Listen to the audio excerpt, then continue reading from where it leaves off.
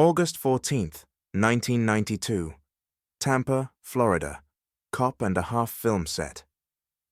Burt Reynolds was standing on his mark, waiting for the director to call action. 56 years old, still famous, still considered a star, but the kind of star who was now doing buddy cop movies with 8-year-old children. 10 feet away, Hendricks adjusted his boom microphone. 45 years old, 20 years in the sound department, worked on 87 films, never had a problem with any actor, until today. Carl looked through his headphones, checked the levels, and saw something every sound mixer dreads. Boom shadow, right across Burt Reynolds' face. "Mr. Reynolds, could you step forward about 6 inches? I'm getting a shadow from the boom." Burt didn't move. He just looked at Carl like he'd said something offensive. "I know where to stand. I've been doing this since you were in diapers." What happened in the next 3 hours didn't just stop production on a $5 million film. It ended Burt Reynolds' relationship with an entire crew. And it created a legend that sound mixers still tell to this day. The story of the man who stopped Burt Reynolds by simply walking away. Stay with me, because what the crew did next is something Hollywood had never seen before. If stories about standing up for dignity move you, make sure you subscribe and stay until the end. Drop a comment and let me know where you're watching from right now. 1972. That's when Burt Reynolds became the biggest movie star in America. Deliverance. A film that proved he wasn't just a pretty face from TV. He could act. He could carry a serious movie. And suddenly, every studio in Hollywood wanted him. For the next 15 years, Burt Reynolds was untouchable. Smokey and the Bandit, The Longest Yard, Cannonball Run. Every film made money. Every poster sold. Every interview got ratings.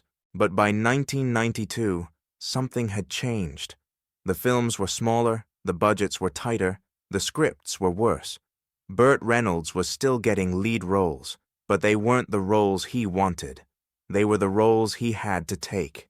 Cop and a Half was supposed to be a comeback, a family comedy with a kid's sidekick. Universal Pictures thought it could work. Pair Burt Reynolds with a cute 8-year-old, get some laughs, make some money. The director was Henry Winkler. Yes, the Fonz from Happy Days. Henry had just started directing, and this was his second feature film. He was grateful for the opportunity, excited to work with Burt Reynolds, a legend. But Henry didn't know what everyone else on set would learn very quickly. Burt Reynolds in 1992 was not the same man who charmed America in 1977.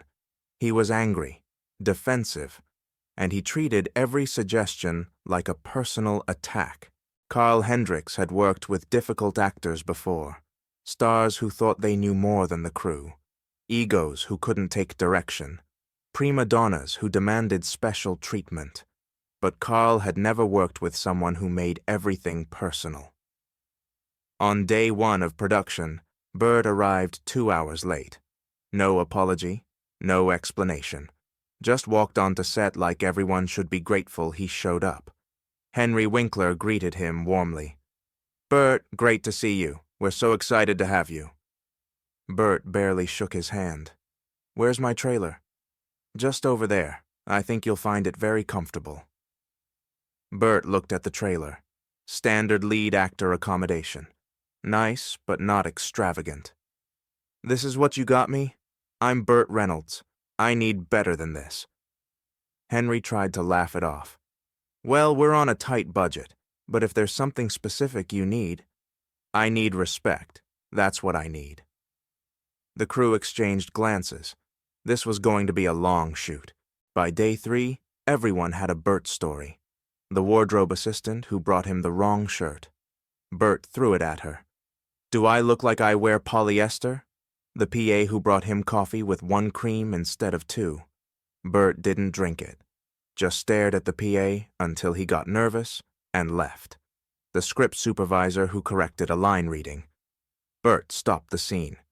"Are you the actor? No? Then shut up and hold your script. But Carl Hendricks had avoided Burt's wrath. As sound mixer, Carl's job was technical. Stay behind the camera, monitor the levels, make sure dialogue recorded cleanly. Don't interact with actors unless absolutely necessary. Carl was good at his job, professional, invisible. That's how sound mixers survive. Until August 14th, the day Carl couldn't stay invisible anymore. The scene was simple. Burt's character, Detective Nick McKenna, was supposed to interrogate a witness in a parking garage. Standard cop movie stuff. 2 minutes of dialogue. Should have taken an hour to shoot. They'd been setting up for 90 minutes. Lighting was tricky. The parking garage was dark, artificial lights throwing weird shadows everywhere. Carl kept adjusting his boom position, trying to find an angle that didn't create shadow, but still captured clean sound. He found a spot, checked his headphones. Clean signal, no echo. Perfect. Then Burt moved. Actors do this sometimes. They find a mark that feels better, a position that's more comfortable. Usually it's fine. Usually the crew adjusts. But Burt's new position put him directly under the boom shadow. Carl watched through his headphones. The shadow fell right across Burt's face. If they shot like this, the footage would be unusable. Carl had 2 choices: stay quiet and let them shoot unusable footage, or speak up and fix the problem. He chose wrong. "Mr. Reynolds, could you step forward about 6 inches? I'm getting a shadow from the boom." The set went quiet. Burt turned slowly, looked at Carl, really looked at him, like he was seeing him for the first time. "Excuse me?" Carl, professional as ever, explained. "The boom is casting a shadow across your face. If you step forward just a bit, it'll be clean. I know where to stand. I've been doing this since you were in diapers." Carl felt the entire crew watching. He kept his voice calm. "I understand, sir. It's just a technical issue. The lighting is creating—" "Are you the actor, or am I?" Henry Winkler stepped in. He'd been watching from Video Village. "Burt, Carl's just doing his job. The shadow is—" "Henry, either he stops telling me where to stand, or I'm not doing the scene." Henry looked at Carl. Carl looked at the boom shadow. Everyone looked at each other. Finally, Henry said quietly, "Carl, can you adjust the boom?" Carl nodded. "I can try." He raised the boom higher, too high. The sound would be distant, echoey, not professional quality, but no shadow. Henry called action. They shot the scene. Burt delivered his lines. The kid actor did his part. Cut, moving on. Carl listened back to the audio in his headphones. It was bad, usable, barely, but bad. Henry would have to do extensive post-production work to make it sound decent, all because Burt Reynolds refused to move 6 inches. Carl said nothing. He'd learned in 20 years. Sometimes you lose the battle to win the war. But Burt wasn't done. If you're finding value in this story, hit that subscribe button. Right now. Let me know in the comments what you think Carl should have done. Because what happens next changed everything. They moved to the next setup. Interior car. Burt in the driver's seat. Kid actor in passenger seat. Dialogue scene. Carl positioned his boom outside the car, angled through the driver's window. Standard setup. He'd done it hundreds of times. He put on his headphones, adjusted the angle, checked the levels. "Sound ready?" Henry called out. "Ready," Carl confirmed. "Picture ready?" "Ready," the DP called. And action. Burt started his dialogue, but halfway through the first line, he stopped. "I can see the boom in my peripheral vision. It's distracting." Henry leaned forward. "Carl, can you pull back slightly?" Carl pulled back. Now the boom was barely in range. The audio would be weak. "Better?" Henry asked Burt. "It's still there. I can still see it." Carl pulled back more. Now he was capturing mostly ambient sound. The dialogue would be nearly unusable. Burt, I can't pull back any further, Carl said carefully. The sound quality will be too low. Burt turned in his seat, looked directly at Carl through the car window. Then you're not very good at your job, are you? The crew froze. 20 years, 87 films. Carl had worked with Pacino, De Niro, Streep, Nicholson. Never had anyone questioned his ability. Carl felt something shift inside him, something he'd been pushing down for 3 days. Mr. Reynolds, I'm very good at my job. That's why I know this setup won't work unless you let me do it. Did I ask for your opinion? No, sir, but you're getting it. Either I position this boom correctly, or you'll be doing ADR for every line in post-production. Your choice. The set was dead silent. No one breathed. Burt opened the car door, got out, walked directly to where Carl was standing. They were 6 inches apart. Carl could smell Burt's cologne, see the anger in his eyes. Do you know who I am? Yes, sir. You're Burt Reynolds. That's right. And do you know who you are? Carl didn't answer. You're nobody. You're a guy who holds a stick with a microphone on it. That's it. That's your entire contribution to this film. You're replaceable. I'm not. Carl looked at Burt, this man he'd admired as a kid, this star who'd once represented charisma and confidence and cool. And all Carl saw now was someone small, someone afraid, someone who needed to hurt other people to feel important. Before I tell you what Carl did next, make sure you are subscribed. Leave a comment telling me what you would have done. I promise what happens next is more powerful than anything you could imagine. Carl Hendricks did something that sound mixers are never supposed to do. He lowered the boom, not to adjust it, to set it down, very slowly, very deliberately.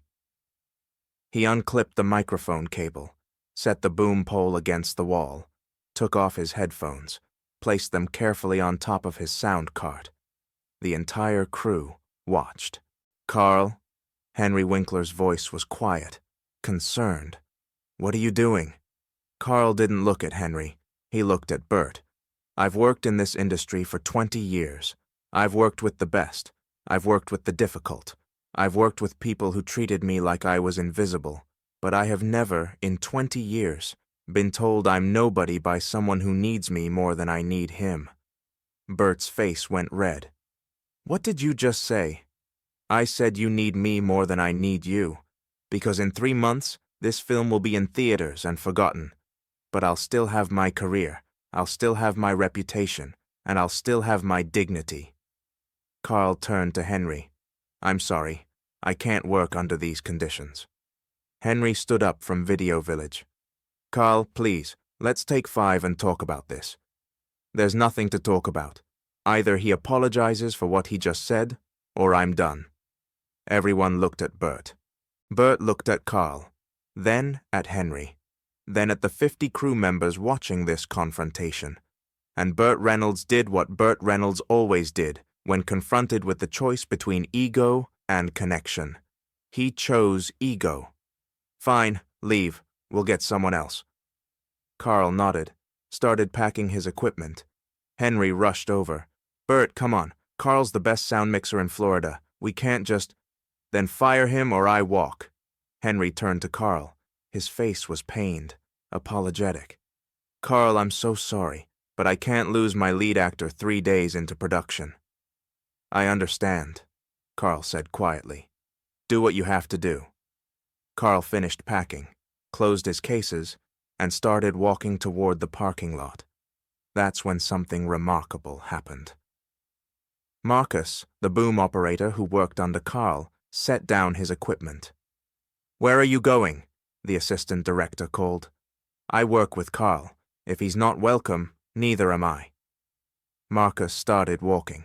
Then Jennifer, the sound assistant. Then Ray, the other boom operator. The entire sound department, 4 people, walking off set. The assistant director ran after them. Guys, please, we can work this out. But they kept walking. Henry Winkler watched his sound department leave, turned to Burt. Happy now? Burt shrugged. They'll come back. They always do. But then something happened that no one expected. The director of photography, Michael Chen, started packing his camera. Michael, what are you doing? Henry asked. I've worked with Carl for 15 years, 6 films together. If you're letting Burt treat him like that, I don't want to be here either. Michael, please, we're 3 days in. But Michael kept packing, and his camera operators followed him. Then the lighting crew, the grips, the production assistants, 1 by 1, 2 by 2, in groups of 3 and 4, 40 people, walking off set. The assistant director was on the phone with the studio. We have a situation. The crew is walking. Henry Winkler stood in the middle of an empty parking garage, Burt Reynolds beside him, the 8-year-old child actor looking confused. And Henry turned to Burt and said something quietly, so quietly most people didn't hear it. You just cost us a day of production, maybe the whole film. Burt looked around, at the empty set, the abandoned equipment, the crew members loading into their cars. They'll come back, Burt said, but his voice wasn't confident anymore. It was defensive. Maybe, Henry said, but you won't get them back. The studio executive arrived 30 minutes later, walked onto the empty set, looked at Henry, looked at Burt. What the hell happened here? Henry explained. The boom shadow, the car scene, Carl's request, Burt's response, the walkout. The executive listened, then turned to Burt. You need to apologize. I'm not apologizing to a sound mixer. Then we shut down production. We lose the location. We lose the crew. And we sue you for breach of contract. Burt stared at him. You wouldn't. Try me. For the first time in 3 days, Burt Reynolds looked uncertain. What do you want me to do? I want you to go to that parking lot, find Carl Hendricks, and apologize. Burt Reynolds walked to the parking lot. Carl was loading the last of his equipment into his truck. Carl. Carl turned. I'm sorry, Burt said. The words came out like they hurt. Carl looked at him for a long moment. Are you sorry you said it, or are you sorry the crew walked? Burt didn't answer. That's what I thought, Carl said. He got in his truck and drove away. The crew came back, but not Carl. They flew in a replacement sound mixer from Los Angeles. Cost $50,000. Delayed production 2 days. The new sound mixer was professional, competent. But he wasn't Carl. The rest of the shoot was tense, quiet. The crew did their jobs, but no one talked to Burt unless absolutely necessary. No jokes between setups, no friendly conversation at lunch, just cold professionalism. Burt ate alone in his trailer, every single day. At the wrap party, the crew celebrated, drank, laughed, told stories about the shoot. Burt Reynolds sat at a table by himself, nursing a drink, watching everyone else have fun. Henry Winkler stood up to give a speech, thanked the crew, thanked the cast, thanked the studio. Never mentioned Burt Reynolds by name. If this story is moving you, share it with someone who needs to hear it. Subscribe for more untold Hollywood stories. And tell me in the comments where in the world you're watching from right now. Cop and a Half opened in April 1993. Made $32 million. Not a disaster, not a success. Critics were lukewarm. Audiences were indifferent. The film came and went. But the story of Carl Hendricks became legend. In sound mixing circles, Carl became a hero. The man who walked away from Burt Reynolds. The man who chose dignity over a paycheck. Sound mixers on other sets would tell the story. You think this director is difficult? Let me tell you about Carl Hendricks and Burt Reynolds. Carl never did another Burt Reynolds film. Burt never asked. But Carl's career didn't suffer. If anything, it got better. Directors heard the story and respected him more. They knew Carl wouldn't compromise his standards. Henry Winkler never worked with Burt Reynolds again. When asked about it years later, Henry was diplomatic. Burt is a talented actor, but sometimes talent isn't enough. You also need to be someone people want to work with. Burt Reynolds did interview after interview in the years that followed, talked about his career, his films, his regrets, but he never talked about Carl Hendricks, never mentioned the Walkout, never acknowledged what happened on that set in Tampa, until 2015, 23 years later. Burt was doing an interview for a retrospective on his career. The journalist asked about Cop and a Half. "That was a difficult shoot," Burt said. "Why?" Burt was quiet for a moment. Then he said something he'd never said before. "I wasn't a good person to work with back then. I was angry, scared. My career was falling apart, and I took it out on people who didn't deserve it." "Anyone specific?" "There was a sound mixer, Carl something. I treated him terribly. He walked off the set, took half the crew with him. And you know what? He was right to do it." "Did you ever apologize?" "The studio made me apologize, but it wasn't real. I was just saying words to get production going again. If I could go back, I'd apologize for real. I'd tell him he was right. I was nobody. He was somebody. And I couldn't see it." The journalist asked one more question. "Do you know what happened to Carl?" Burt smiled sadly. "He's probably still working, still being professional, still treating people with respect. All the things I wasn't."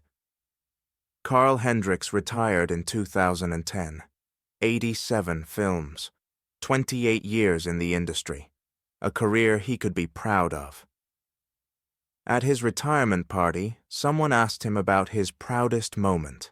Everyone expected him to talk about an Oscar-nominated film, a famous director, a challenging shoot he overcame. But Carl said something different. "My proudest moment was August 14th, 1992, when I set down my boom and walked away from Burt Reynolds." Why? Because for 20 years, I'd put up with difficult actors, tolerated disrespect, convinced myself it was part of the job. But that day, I realized something. Dignity isn't negotiable, and no paycheck is worth losing it. The room was silent. Burt Reynolds taught me something that day. He taught me that fame doesn't make you important. Character does. And when someone treats you like you're nobody, the most powerful thing you can do is prove them wrong by walking away. Carl raised his glass. "So, here's to everyone who's ever been told, they're nobody. You're not. You matter. And sometimes the bravest thing you can do is simply refuse to accept being treated as less than human." The story of Carl Hendricks and Burt Reynolds isn't just about a film set in Tampa. It's about the moment when someone decides they've had enough, when they choose dignity over convenience, when they walk away from toxicity even when it costs them something. Carl lost a job that day, but he gained something more valuable, his self-respect, and the respect of everyone who heard what he did. Burt Reynolds lost something that day too. Not just a sound mixer, not just a crew. He lost the chance to be someone people wanted to work with, and by the time he realized it, it was too late. The tragedy isn't that Burt Reynolds was difficult. Lots of actors are difficult. The tragedy is that he mistook fear for strength. He thought treating people badly made him powerful. But power doesn't come from making others feel small. It comes from lifting them up. Carl Hendricks understood that. And that's why, 23 years later, people still tell his story. Not because he was a great sound mixer, though he was, but because he was a great human being who refused to let someone take that away from him. If this story moved you, subscribe for more untold Hollywood stories. Share this video with someone who needs to hear it. And let me know in the comments where you are watching from right now. Because sometimes the most important thing we can do is simply walk away.